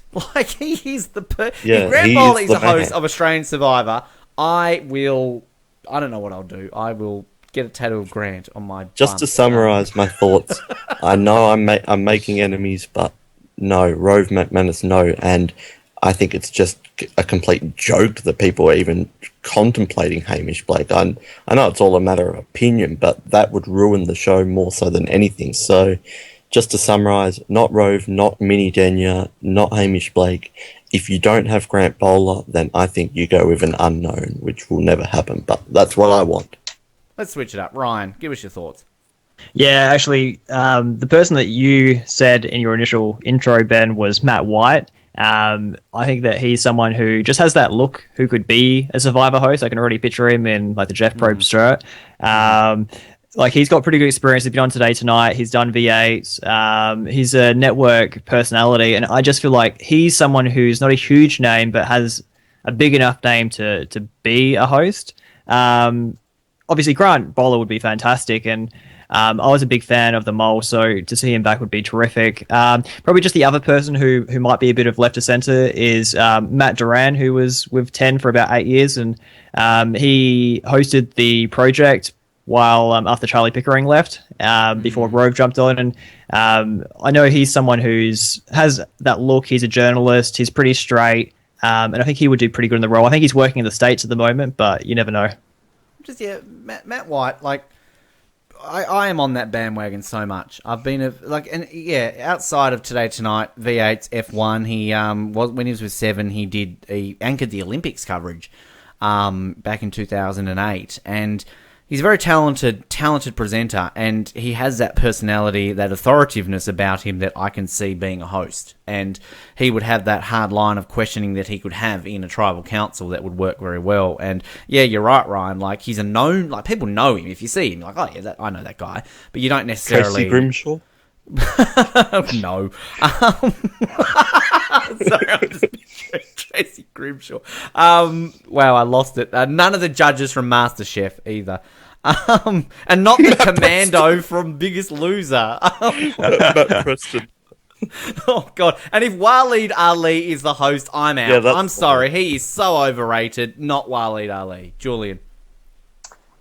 Who's my preferred host? I want like an unknown. I think just someone who, it's going to be hard to have someone complete unknown. So I think all those people. I thought Daniel McPherson, who used to do Dancing with the Stars, could have been a possibility, but he was on Channel 7. But I don't know if that matters actually, because he has been on all networks. I think as an actor as well as someone could host. It's interesting. I don't know. As long as they don't go back. What was that when they did that breakfast show the other year and they got that Kiwi guy? You know, that breakfast? Oh, yeah, he was a big name in New Zealand. Where's Nook when you need him? Failed miserably. I'm a Karl Stefanovic fan. Anybody? No? Anyway. No. Obviously not from Noah. Wrong. No. But he's not. What about, what's that ABC guy? He's like a Louis Theroux rip-off guy. Sean McAuliffe? No. And I think he's on Channel... Oh, Sean McAuliffe would be great. Oh, he would be awesome. In all seriousness, if he wasn't like a jokey guy, he would have the authority. But, he's like... Is it Jed Hildebrand? No, not Jed Hildebrand. Survivor. Wow. Joe Donda's business not doing too well. Come and host Australia. Oh, Joe Hildebrand. Joe Hildebrand, is that his name? Yeah. He's on the morning show, I think. Now, isn't he? Yeah, he does a morning show, but I feel like I don't know heaps about him, but I feel like he could do it. Yeah. He's unknown enough while still being known, but haven't really seen much of his stuff, so. I can't say I know who you're talking about, but anyway. Cable. Yeah, I know. We were talking about this a few weeks ago with the listeners' questions, and it's funny that this has come up. So, while I think we did discuss Rove wouldn't be a great idea, I think, even though he's a comedian, I think he can play it straight. I do agree. I think Australians that are participating or players would find it, at least initially, would find it hard to take authority from Rove. It could be a terrible mix. Like early on, people see him as a comedian and a bit funny, so it might not work. But then on the flip side of that, I think his background, firstly being a fan, I disagree with what Noah was saying. I think you can be a fan of the show, but also he would have intimate knowledge of how it all works from Jeff, and Jeff would be, I'm sure, bloody one quick phone call away. I think there's definitely background stuff that we're not thinking about that Rove could bring to the table, but it's whether I don't know. It's whether the players have to believe. He has to be believable as a host or authority figure to the players more so than the audience. So that's got to work. So if that's not going to work, then he's probably not the right choice. Matt White, your selection, Ben, is a really, really good idea. I've seen him. He's been around for quite a few years, and he kind of does have that something about him. I mean, he's not the most charismatic person, but I still think he would bring something to the table, and he does have that sort of sense of authority about him. So I really like that idea. But I could also see Channel 10 wanting to get the best person, but also look who they've got in their stable that is already under contract to save a little bit of money. And that's what happened with Lincoln Howes. He got thrown into that job because they didn't want to pay big bucks to get somebody in. So it's going to be a constant conversation point for a long time, because I feel they won't announce a host, until easily the new year, till after casting has done, and they might sort of have a list themselves, and they'll be casting whilst they're casting. Not Daryl Summers. Okay, we've got our chat going here, and people are being mentioned. Bert Newton. Hello, everybody. Welcome to Survivor. Wow. Smiley. But people listening, send us your thoughts. Who would be a good host? We're obviously only sort of naming Australian celebrities and hosting possibilities, but like import. They did try, and of course try hard to get Richard Hatch to be a host of the Australian version, so who knows? I just hope we're not disappointed when they do finally announce. I do feel the host is going to be a very tough role to fill, and we're probably never going to find anyone that is going to be... Let's be honest, they will be one of the most criticised aspects of this show, and they're going to be stepping into big shoes, because let's look at all the comments, a lot of the comments we got. Jeff Probst, you can never replace him, which again, we've discussed this a lot. I mentioned it before that, Survivor, part of what it is in America is Jeff Probst.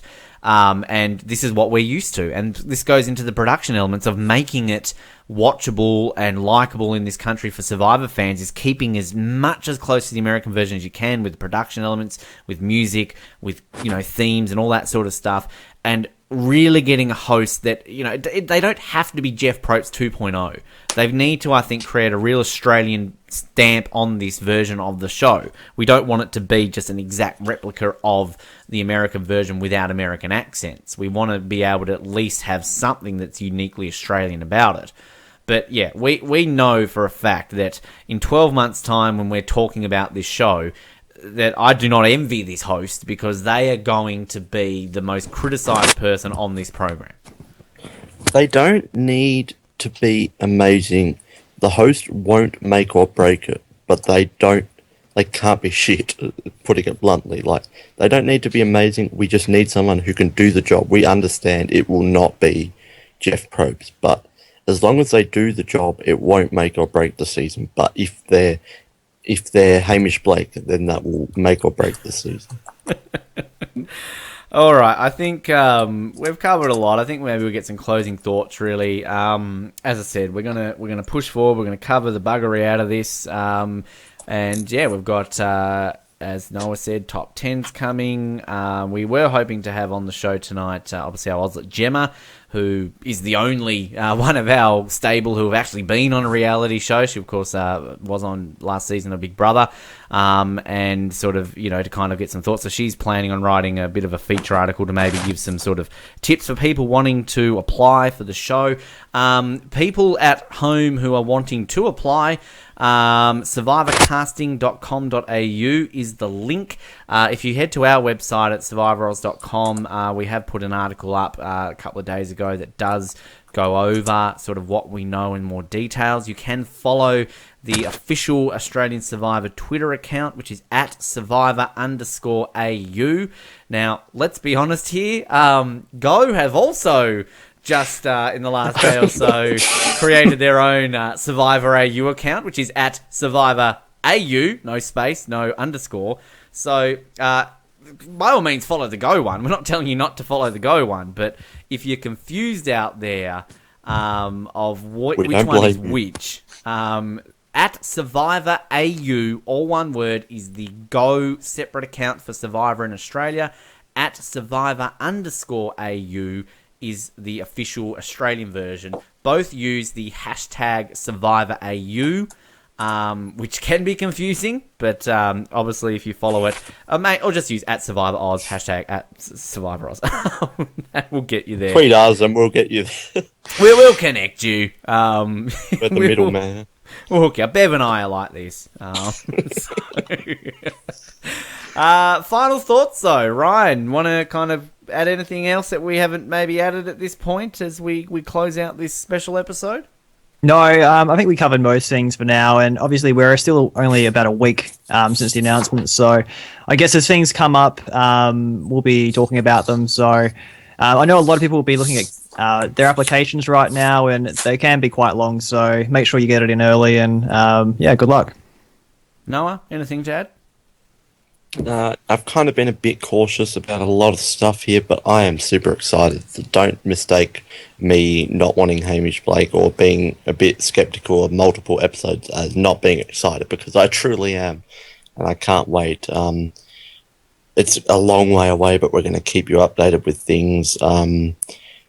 Well, let's just not expect it to be the American version, and this could be our only version that we have for the rest of time. So let's just take it with a grain of salt, appreciate that we're getting it, and I'm sure even if it's not that good, it's still very exciting, and I can't wait for it. So as long as they don't screw it up majorly, I'm on board. I can't wait. Cable, any closing thoughts? Yeah, no, sorry, I was laughing at a comment that you might have made in the chat. Yeah, look, it couldn't be as bad as excess baggage, surely. So I'm pretty excited. I think hopefully they do their research, which I'm sure they have in planning to go ahead or go this far down the track to put together a series. But I hope they've gone back and maybe looked at the Australian Survivor and the Celebrity and just look at maybe what worked, what didn't, and compare it. Look, we have to have our own flavour too. Like, I know we want it to be very similar or close to the American version as possible. Yeah, we want it to have that kind of integrity and professionalism, but we've got to be realistic too and kind of have a bit of our own flavour. And I think if you have a decent host that doesn't stand out too much and a great cast, it should work itself out from that point of view. You shouldn't, if it's engaging television and engaging characters, you kind of forget all that extra stuff, or you shouldn't notice it as much. You shouldn't be comparing the show to the American version if it's good entertainment. So as long as they put on a good product, I think they'll do really well, and I'm excited to talk about it, or at least apply and see how that goes. And if anyone from Channel 10 is listening, I'm sure if any of us do apply, we'd love to be on. And if you don't, get us to be dream teamers or media liaison, get us out to the set and get us on board. Julian. Yes, I'm just so excited. Like, I think that Channel 10 must have been thinking about this for a while. It's so amazing that in 2015 we get the official word. Like, I just didn't really think it would happen, but I mean, they must have been sitting on this for a couple of years, plotting this return. I reckon I think it speaks to the fact that there is a little bit of a Survivor revival in Australia. People, I think thanks to shows like good old Survivor Oz, I feel like they know that there's it's got a still local following. The fact that they moved it to 7:30 as well recently seems to be sort of indicating that there's still really good local interest. So I just think it's going to be awesome next year. We're going to have so much Survivor with the 2 US series plus this one. It's just insane time to be a Survivor fan in Australia. So feel awesome. Like, I feel like this is going to make some of my friends who are like, Survivor, oh my God, is that still on? Like, I feel like this could inspire them to go back and get into the American version. And yeah, hopefully if it is good, we'll see, a season again in 2017 of Australian Survivor. So it's all bloody good. And let's be honest, and I know we've been thinking about this for the last 2 hours. We are the show that brought back green buffs to Survivor. We are the show that has brought the Australian Survivor back. You're welcome, Australia. It was all us. Totally It's Cable's article that you tweeted like 2 days and then they decided. Yes. Then 2 days later they decided, yep, that's it. Yeah, Cable, thank you for 2013 article, retweeted it, and it made it happen. Yeah, I'm still a bit gobsmacked that actually happened. I must have had a psychic sort of thinking. I don't know. I don't know why. I think we all probably thought deep down probably this would never happen, but we all were hoping and holding on to hope that it might. I thought it was still a long shot of coming back, but I'm glad. So long away though. Yeah, September is a long way to go. It will all be. I guarantee you will be sitting here before you know it, going, "Oh my God, Cable won Australian Survivor! This is so good! Wow!" If I disappear off the Oslets, if I disappear off the Ozlets group for 10 weeks, then you know. Oh, guys, just gonna leave. You Sorry. did the first time? Yeah, my job has. I'm really in demand, so I've got to go, guys. Well, sorry. It's actually funny because I'm one of my good friends. She was obviously friends with Ashley and what's his name? Jared from The Amazing Race, and that was the same thing. They applied really early days, and they had told people they were, obviously going through that process, and then all of a sudden they weren't allowed to say anything, and then all of a sudden they went on a holiday, and their Facebook accounts were shut down and all that sort of stuff, and everyone's like, well, I think they must have made it if, yeah. But none of us would do that if we made the show, Bev. We would, we haven't told 10 anyone. weeks? That's a long time to come up with an alibi, though, and not any contact in the day of social media. Well, anyway, we'll see how it goes. Everybody, for listening, this has been a lot of fun. It's been an episode that we never thought we'd be doing, but we've done it. And, stay tuned, Survivor Oz, because we're the home of Survivor in Australia. That is not on an actual TV channel. Is that our new slogan now? Well, look, we've got many slogans. And one is now the home of Survivor on the internet in Australia. There you go. That sounds good. That's really snappy. That's such a snappy slogan there. That's our new slogan, the Australian home of Survivor on the internet. Now it just sounds funny. But yeah, stay tuned. Obviously, our coverage of Survivor Cambodia is continuing as well. So stay tuned to the internet. I don't even know what I'm saying right now. How good would I be on Australian Survivor, Bev? I don't know what I'm saying. I'd be fantastic. Yeah, and then I went to stick tune that guy. I mean, blindside that guy. Survivoroz.com, subscribe online, like us on Facebook, follow us on Twitter. We won't have a rival account, Survivor_Oz, in the coming days. Well, we might. Somebody's going to now that you said that. Yeah, not yet. the official podcast channel, Survivor_Oz, coming soon. But yeah, keep tuned. I'm doing it again. Shut up, Ben. Go home. Thanks for listening, Survivor Oz. We will speak to you on the Aussie train, Australian Survivor. Get excited, you little ripper, mate. Bloody up.